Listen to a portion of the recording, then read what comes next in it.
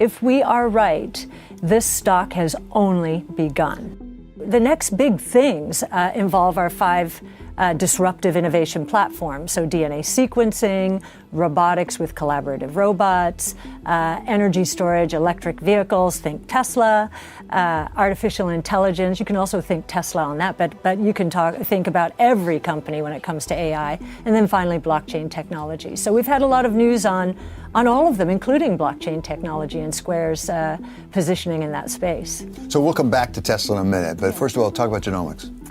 So genomics, we think, is the most underestimated and misunderstood of our disruptive innovation platforms. And the reason is we have never been able to really cure disease. Now that we're able to isolate mutations through DNA sequencing, think Illumina, that's the foundational stock in this space, we are able to understand where the programming errors in our genome are. And with CRISPR gene editing, increasingly we're beginning to believe we're going to be able to correct those programming errors. I'm going to give you a comparison today versus the tech and telecom bubble.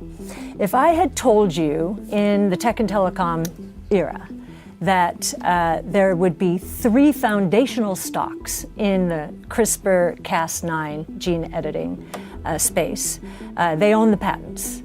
I would have told, and that they'd get a 10% royalty probably on any therapy derived from CRISPR-Cas9. They, given that we're talking about curing disease here, curing pediatric blindness, curing sickle cell anemia, beta thalassemia, leukemia, they probably would have accumulated to $200 to $300 billion in market cap. Today, the 3 stocks, Editas, Intellia, and CRISPR Therapeutics, can barely manage to get to $5 billion cumulatively. This is so misunderstood, and so we think it's, again, inefficiently priced. I have sort of a practical question here. I mean, if somebody says, okay, we're going to have Facebook and we're going to have everybody communicate with each other and be friends, I can sort of understand that. Mm-hmm. Do I need to be a biophysicist or something to understand this area? I mean, because that might be an interference with capital formation, actually, because I just don't understand it well enough to know whether to invest or not, or which one to invest in. It is a great question. There is a lot of fear because of a lack of understanding, and it also seems so complicated. It does. So at Ark Invest, one of our missions and values is to educate, and I think Simon Barnett, our genomics analyst, is going to start a program, a series called Simon Says, or something like that, to actually break this down and help people understand it, because it's so important. Actually, we think that 2 things are happening here.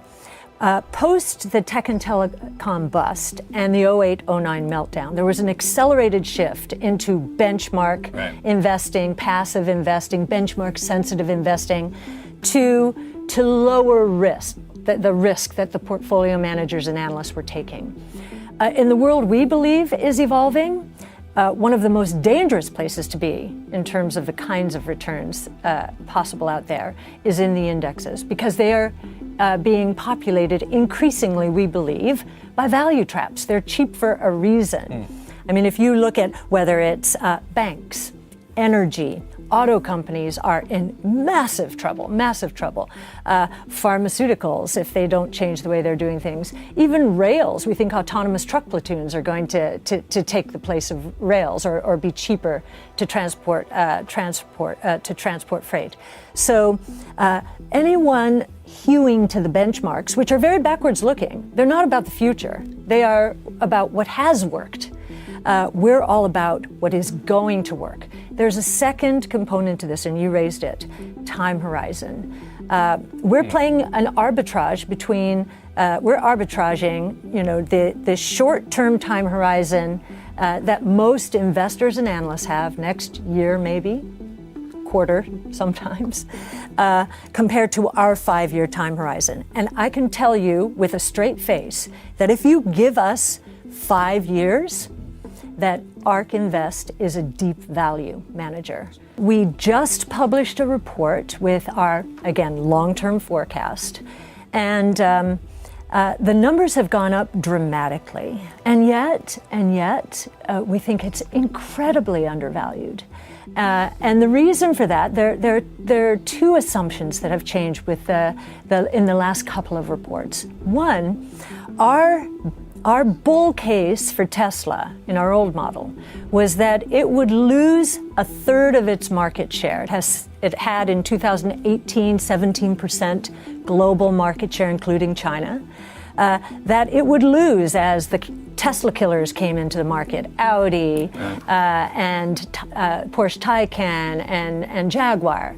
Well, guess what? Its share increased last year to 18%. So you think Tesla can have 17 or 18% of the worldwide market when it's all electric vehicles? Is that what you're saying? And if we are right, this stock has only begun. But that makes you think that this isn't actually a vote for Tesla. It's a vote in all these other established car companies completely failing to make the crucial transition, which they've known for several years they were going to have to make. Yeah, can we really be that pessimistic about the likes of BMW? They're failing miserably. And in battery technology, they're not riding down the consumer electronics cost curve, which Tesla decided to run down, and people made fun of them. Oh, you're putting cell phone batteries at the bottom of the car, cell phone batteries that blow up?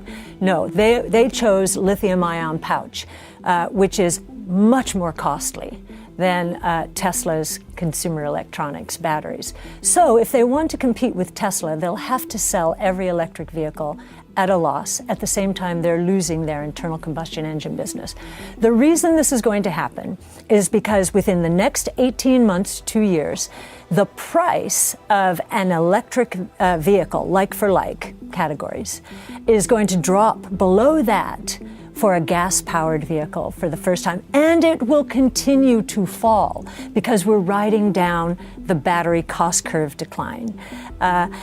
So the traditional auto manufacturer, if you look at their R&D budgets, or you look at GM's, 10% of its R&D, $25 billion in capital spending is allocated to electric. They should be at almost 100 now, given what's about to happen.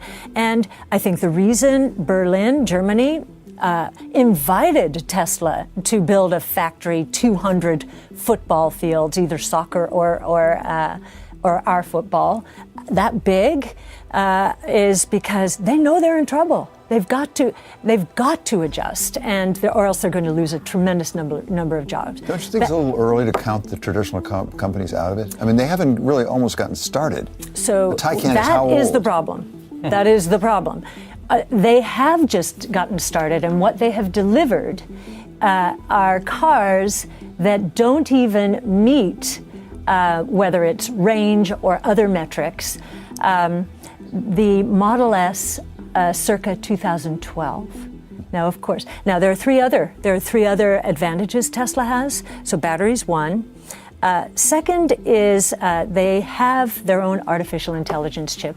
And our analyst, James Wang, who worked at NVIDIA, the artificial intelligence company, for 8 years, looked at the specs of this chip and said, oh my gosh, they're 4 years ahead of any other auto manufacturer in terms of the specs out there on chip technology. And that's important because we're going autonomous with electric. And autonomous is an artificial intelligence project, right?